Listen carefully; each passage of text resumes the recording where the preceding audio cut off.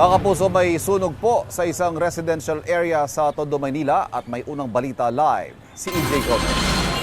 EJ?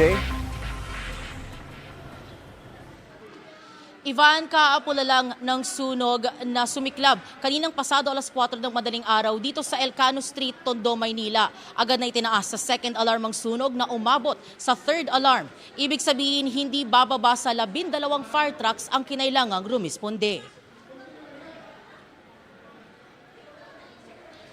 Nabulabog ng pagsiklab ng sunog ang mga residente ng Elcano Street dito sa Tondo, Maynila kaninang alas 4 ng madaling araw.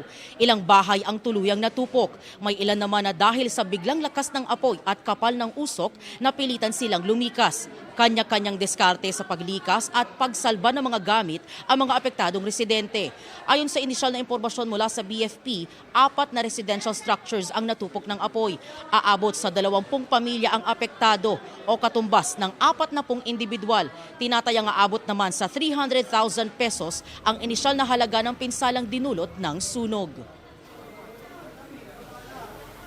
Yung pagtaas po natin ng alarma ay tinaas po natin because ang ating affected establishment are made of light materials which is alam naman natin na madaling masunog. Wala, nagising lang kami bigla. Tapos yun na, umano na talaga yung apoy. Wala na kaming naisip, parang nano na talaga yung isip namin. Kumatok po yung may-ari na may sunog. Buti lang, alas 2 pa lang, gising na kami. Kaya na, kaano kami kaagad. Kaso nga lang, ito lang naano namin kasi nagulat kami.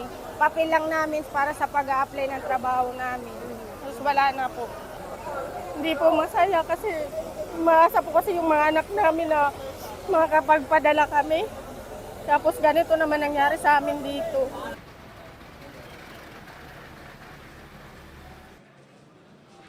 Ivan, ayon sa BFP, 2 tao ang nagtamo ng minor injury, isang BFP personnel at isang residente. Samantala, kasalukuyan pang inaalam ang sanhi ng sunog na kadideklara nga lang na fire out ngayong pasado alas 7 ng umaga.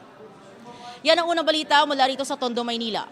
EJ Gomez para sa GMA Integrated News. Kapuso, huwag magpapahuli sa latest news and updates. Maging una ka sa balita at mag-subscribe sa YouTube channel ng GMA Integrated News.